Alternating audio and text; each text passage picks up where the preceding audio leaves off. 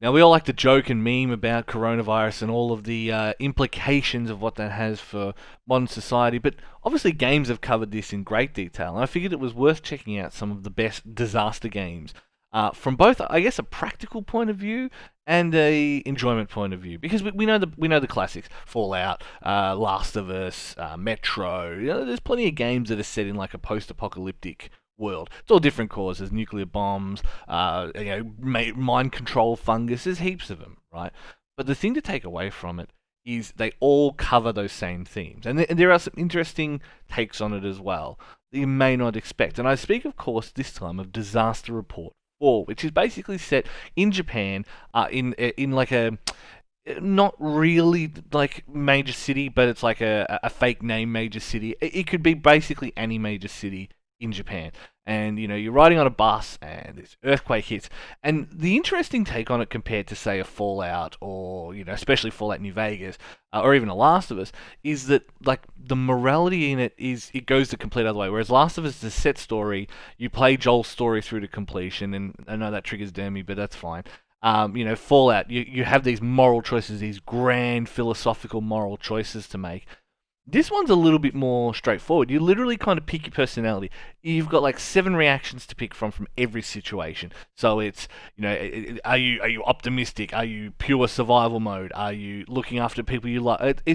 It's got interesting ways to deal with these situations, and all of them have consequences based on the outcomes. So the disaster happens, you're in the earthquake happens, and you're dealing with the fallout of that. But you have to then go do all these smaller missions. So one of the missions might be so the starting one, you have to find a bunch of schoolgirls. Now all the schoolgirls are very different personalities. Like there's a bully, and there's like the awkward nerdy girl, and then there's the teacher who is like trying to become a teacher and be the best person she could be. Now you can avoid all of that. You just go, nah, I don't really care.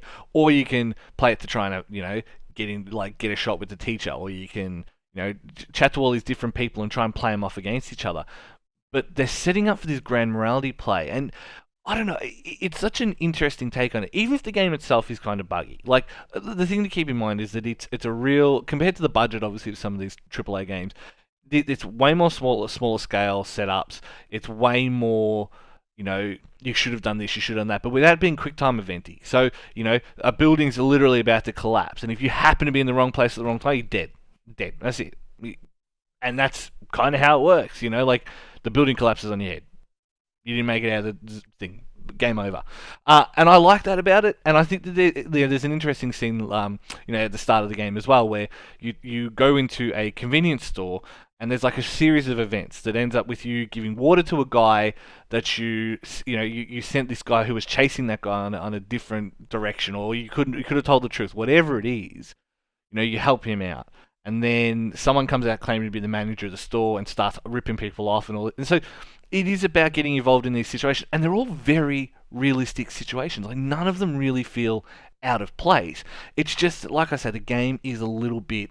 It's more focused on the individual survival, so having the right tools, having med kits, having food, having water, than it is necessarily about combat. There's no combat. There's no you're not shooting the heads off super mutants. You're not killing fungus heads. None of this is a factor, like at all. And as a result, it feels more honest. And yes, it feels probably more boring, but that's why they play up the morality play. And it is an interesting way to see, what one of the scenes is, do you choose to help this person on the basis thing, and then you get screwed over. And so all of the little morality plays come together in this big thing. And I've seen every facet, that every individual morality question that I've had come up so far in that game, I've seen happen because of coronavirus. So it's interesting. I genuinely couldn't think of better timing for it to come out than right now. Like, it is such a good way to go, oh, well, okay, what would this situation bring out? What would this situation bring out? The problem for me is I can't play these games anything other than the way I would play them. People say, like, I'm going to do a good playthrough, I'm going to do a bad playthrough. I can't do it. I just can't. I have to just play it the way I'm going to play it. So, look, when it's all said and done, you might survive the earthquake, and that's great. And the best bet to survive the earthquake is to balance those, I want to get out of here, I want to survive, I want to do this, and, try to help everyone around you, because, many hands make light work. But luckily, the game doesn't go down into the full Mad Max nitty-gritty of it, of breaking off into tribes and, like, cannibalizing people. So that's nice, at least. But it's also a little bit different for video games. So, I don't know, if you're looking for solutions to not only surviving coronavirus, but also surviving giant Tohoku earthquakes, check out the Disaster Report 4.